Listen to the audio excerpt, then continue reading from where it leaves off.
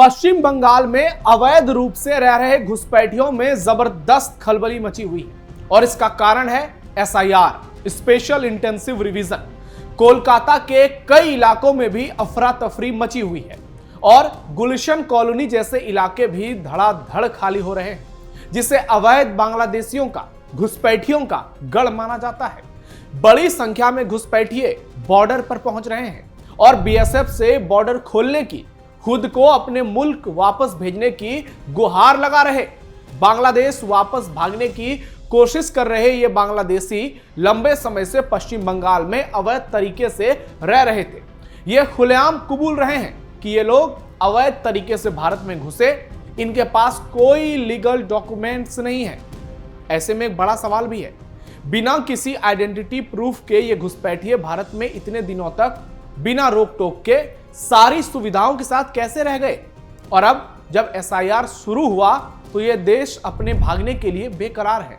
Border पर भीड़ इकट्ठा हो गई है, घुसपैठियों में खलबली मच गई है, अफरा तफरी मची हुई है और ये जितने भी हमारे देश में अवैध रूप से रह रहे हैं, इनको लग रहा है कि अब इनको बचाने वाला कोई नहीं है, क्योंकि एसआईआर का अभियान शुरू हो गया है। तो ऐसे में एक एक भारतीयों की पहचान की जाएगी और अच्छे से की जाएगी और ये किसी भी हाल में बच नहीं पाएंगे। तो अब इनको लगता है कि अब इनके पास कोई ऑप्शन नहीं है, तो बॉर्डर कूद कर भाग जाओ, बॉर्डर फांद कर भाग जाओ।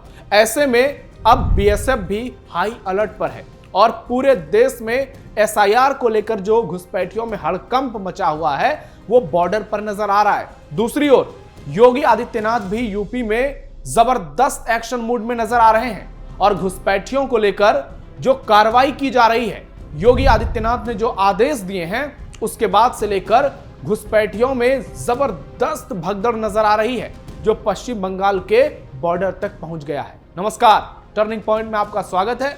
मैं हूं नवेंदु। आज के टर्निंग पॉइंट में बात करेंगे घुसपैठियों में मची अफरा तफरी की, कैसे बॉर्डर पर घुसपैठियों की भारी भीड़ बढ़ रही है, कैसे ममता बनर्जी जैसी नेता बेचैन हैं, परेशान, हताश, निराश हैं और यूपी में योगी आदित्यनाथ ने कैसे तमाम डीएम, एसपी और आला अधिकारियों को सख्त निर्देश दिए हैं कि एक भी घुसपैठिया किसी भी हाल में बचना नहीं चाहिए। वीडियो बहुत शानदार होगी, लास्ट तक देखिएगा। बांग्लादेशियों में भयंकर भगदड़, एसआईआर से थर-थर कांप रहे घुसपैठिए। बीएसएफ के मुताबिक पिछले एक हफ्ते में बीएसएफ के साउथ बंगाल फ्रंटियर ने पश्चिम बंगाल के अलग अलग हिस्सों में रहने वाले 1720 बांग्लादेशी नागरिकों को उनके वतन वापस भेज दिया है। बांग्लादेशी नागरिक हैं ये, लेकिन भारत के लिए अवैध घुसपैठिए हैं। इन सभी लोगों को भारत की ओर से बॉर्डर गार्ड्स बांग्लादेश को सौंप दिया गया। ये सभी नॉर्थ 24 परगना जिले के हकीमपुर चेक पोस्ट के जरिए बांग्लादेश वापस भेजे गए। बीएसएफ एक प्रक्रिया का पालन कर रही है, जिसमें हकीमपुर चेक पोस्ट पर आने वाले सारे बांग्लादेशियों को अपना बायोमेट्रिक रजिस्ट्रेशन कराना पड़ रहा है। इसके आपराधिक रिकॉर्ड की जांच हो रही है।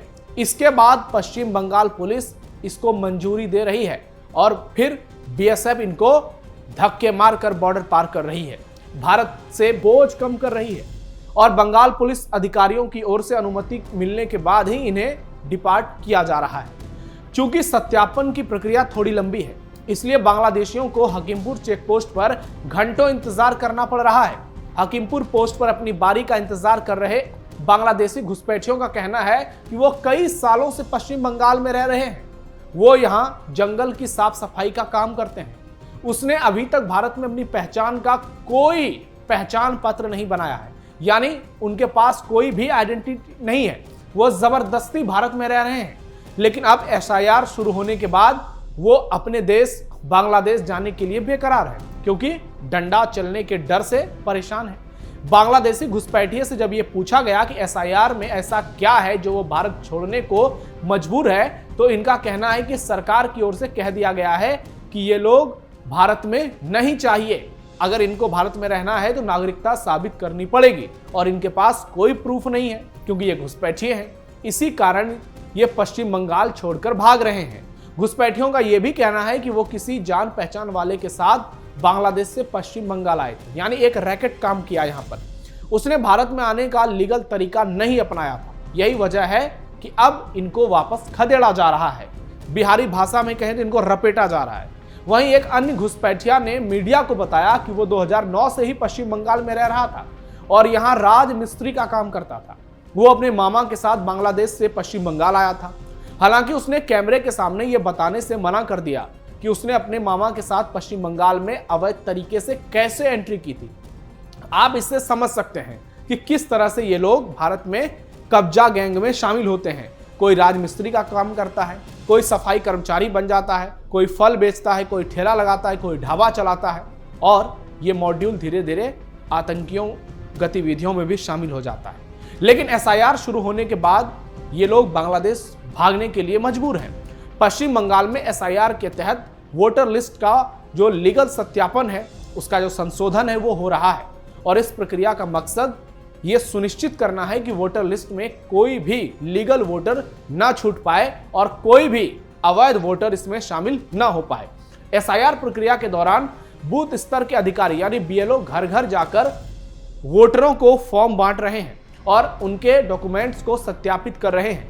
पश्चिम बंगाल में एसआईआर की प्रक्रिया 4 नवंबर 2025 को ही शुरू हो गई है और यह दिसंबर 4 तक जारी रहेगी। इसके बाद अंतिम वोटर लिस्ट चुनाव आयोग की ओर से रिलीज की जाएगी। यानी अब बंगाल में एक भी घुसपैठियों का बचना मुश्किल है, क्योंकि चुनाव आयोग पश्चिम बंगाल में होने वाले आगामी विधानसभा चुनाव से पहले बंगाल के वोटर लिस्ट को बिहार की तरफ पूरी तरह से साफ करना चाहता है और इसी के लिए एसआईआर की प्रक्रिया में काफी तेजी लाई गई है। और आपको बता दें, बंगाल में ही सबसे ज्यादा घुसपैठिए हैं, ऐसा सरकार का भी मानना है, बंगाल और असम, क्योंकि ये बांग्लादेश से सटे हुए हैं। ऐसे में यहां पर घुसपैठियों की संख्या लाखों में है और जब एक साथ इन घुसपैठियों को यहां से खदेड़ा जाएगा तो बांग्लादेश के सीने पर भी बुलडोजर चलेगा। भारत में अखिलेश राहुल जैसे नेताओं को भी करारा दर्द होगा और ममता के वोट बैंक पर, राहुल के वोट बैंक पर भी एक बड़ा प्रहार होगा, क्योंकि ये घुसपैठिए विपक्षी पार्टियों के वोट बैंक बन गए हैं। इनके सहारे मुस्लिम तुष्टीकरण की बड़ी साजिश रची जाती है और चुनाव में खुलेआम ये लोग ममता बनर्जी को वोट करते हैं, असम में कांग्रेस को वोट करते हैं ताकि किसी तरह बीजेपी सत्ता में ना आए।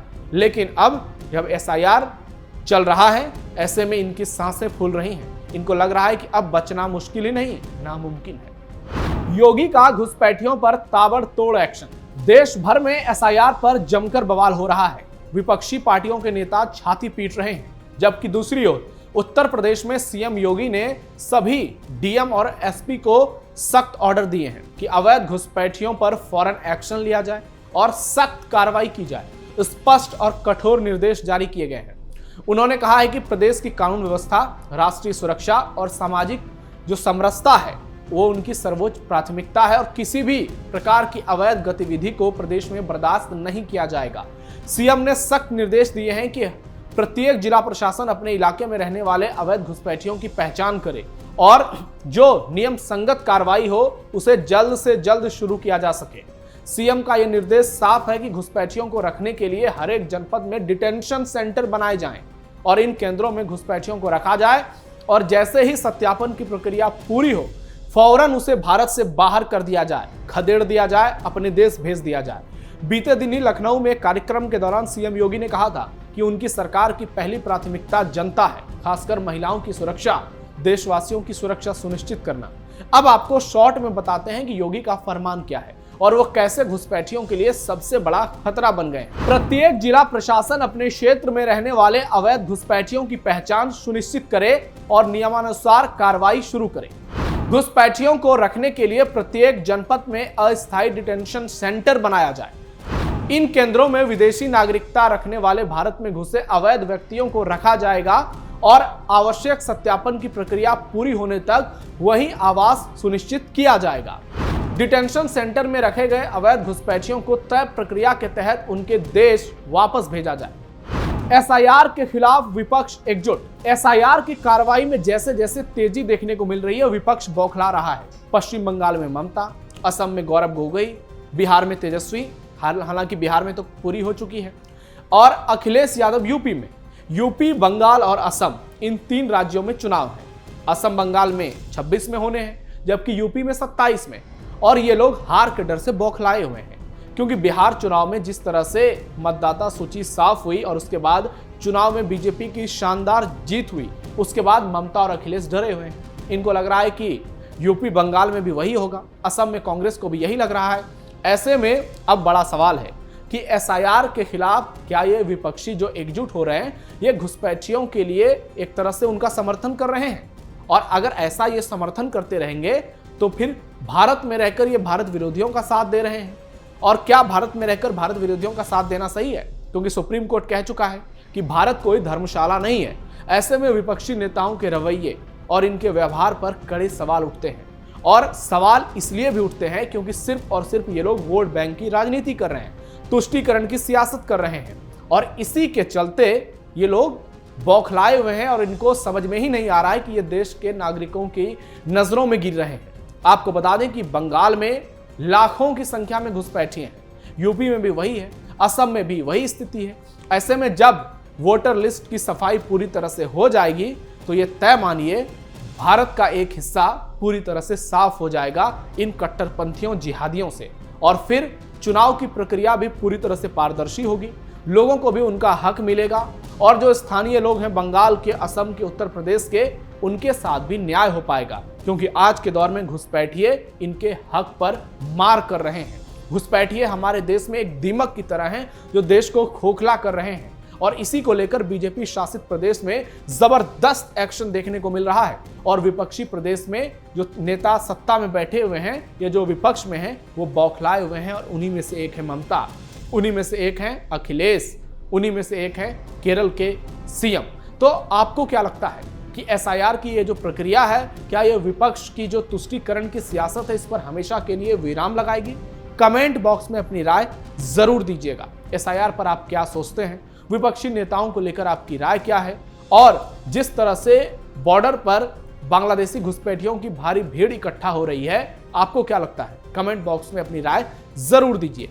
फिलहाल के लिए इतना ही। हमारे इस वीडियो को लाइक कीजिए, शेयर कीजिए, कैपिटल टीवी को सब्सक्राइब जरूर कीजिए। टर्निंग पॉइंट के लिए धन्यवाद।